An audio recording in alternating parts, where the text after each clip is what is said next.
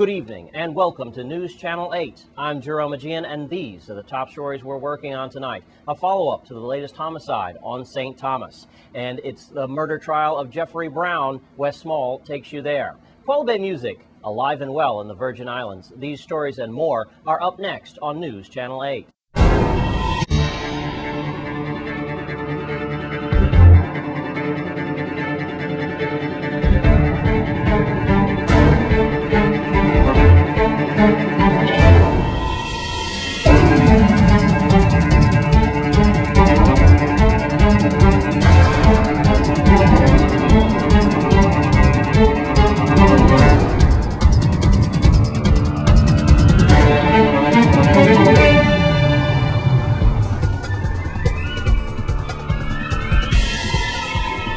In our top story tonight, that homicide that occurred on St. Thomas. New investigations have occurred and the victim has been identified. News Channel 8's Lee Carl takes you there. A man was shot and killed in Friedenhoy on Sunday afternoon. Now has been identified as 23-year-old Curtis, and first name is spelled with 2 S's on the end, Curtis Thomas. Police revealed the identity Monday in a statement issued by St. Thomas Police Chief Rodney Carrard. Chief said that the police were dispatched to shootings Sunday at 1:26 in the area of Domino gas station. On arrival, the police made contact with the victim. He appeared to have been shot more than once on his side and back. Emergency medical technicians stabilized him at the scene, and he was transported to the hospital where he died of those injuries. Earlier reports indicate there was a heated argument at the gas station shortly before the sound of gunfire. The chief said the police have spoken to a person of interest and are following up calls from the people in the community. As far as the information we have is that the same area, there was a shooting incident almost 2 months ago, and that was his father, better known as Gator. In St. Thomas, Lee Carl. Thanks, Lee. And it's day 8 of the Jeffery Brown murder trial, the high-profile case. And Wes Small is there. Thanks, Jerome. Before I get you caught up on today's activities, I'd like to take you back again to yesterday. A couple of things that I could have left out, like cell phones, for example. You know, a lot of times this reporter gets rumors and hints and tips that there's cell phone use inside of Golden Grove. Well, I guess this is pretty much have been confirmed because during this trial, you've heard cell phone use mentioned in the case. I just had to mention that. Also, something else that I failed to mention yesterday when it came to discovery. Remember that part? I was talking about the jailhouse snitch, or the jailhouse informant, if you will. They were actually talking about discovery. Jeffery Brown and that informant at one time in the dorm in Golden Grove talking about discovery and evidence.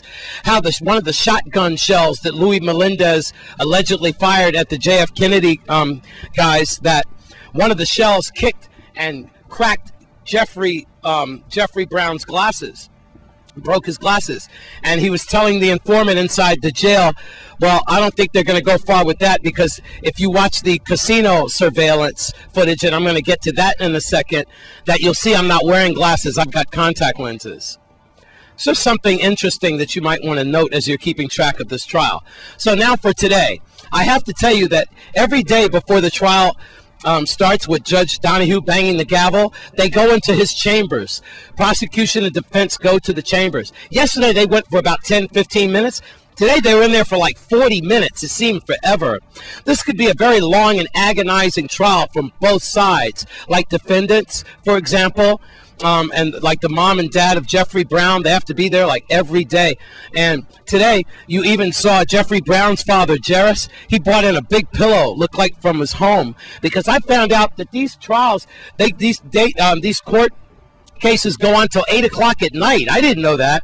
So his back has been bothering him. He brought in a cushion for his back. They've got to sit there a long time, and they are right behind Jeffery Brown throughout this whole ordeal. Okay. After they came out of the chambers, the Judge Donahue banged the gavel, and almost instantaneously they had to have a sidebar. We saw a lot of sidebars earlier today. And today, for the first time, we saw testimony of Sergeant Dino Herbert. He is a homicide detective. He looks so out of place in court because we're used to seeing him with his little safari hat on in his jungle-type attire as he's at homicide scenes, but he looks a little out of place when he's in court. Right now, as the cameraman could take a peek, you might be able to see former Judge Andrews. He leads the prosecution team. See him there in the black. He's going back inside, and it's around 2:30 now. So you can see some of the family members from the victims and so forth. They're going back inside court now. So actually, we took a break right at the right time. Now, like I was saying, today we saw testimony from Sergeant Dino Herbert. He is the case supervisor on this, the lead detective on this, and he testified how when he got to the scene, the situation. It's very important when he got to the JFK scene that Christmas morning. You want to know why? Because the crowd turned against the police when they got to the scene. Now, when I say turned against them, I don't mean like violently and physically, but Sergeant Herbert, who's been at this for 18 years, homicide detective, he's come to a lot of scenes, and he felt that this scene was an aggressive scene, if you will. You know what we're getting to, that the witnesses at the scene were angry at the police. Now, why were they angry at the police? Because of Jeffrey Brown. Allegedly, Jeffrey Brown's a shooter. Bingo. He was a police officer or a former police officer on medical leave, what have you. So, therefore, you have the animosity of the crowd towards the police. All right, so I wanted to get that out. Next is now Marcella Brown. Remember that she is the wife of Jeffrey, and she's been implicated in this. What has she done to get herself in trouble? Well, they were talking about Marcella Brown's interviews and how she changed her statement.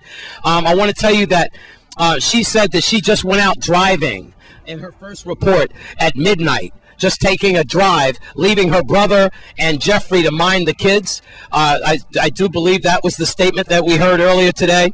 And so it was Prosecutor Andrews that got into the questioning of Dino Herbert on how they question her. So we have to deal with the procedure and the advisement of rights. You see what we're getting at? And then Capdeville, the attorney for the defense, he will try to rip up Dino Herbert this afternoon as he cross-examines him. One more thing I wanted to mention is the car, the Honda Gray Brio, okay, that Jeffrey Brown supposedly was driving in that drive-by, and the fact that they wanted to make it clear that Jeffrey Brown was left-handed. That has a lot to do with the fact that possibly he's driving with one hand and shooting with the other. Also, they looked at the crime photos from JFK. We saw a lot of that. And don't forget the part about Marcella Brown saying that she had that car all night and so forth, and there's going to be implications involving that.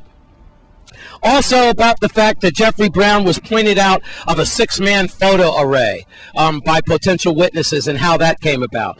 So you could kind of see where we are. I'd like to also leave you with this. The casino surveillance footage at DV. You can clearly see Jeffrey Brown, Louis Melendez, and Kali Kassan. That name sound familiar? Kali Kassan has been involved in several major crimes. You might remember Chief Benta alluding to that.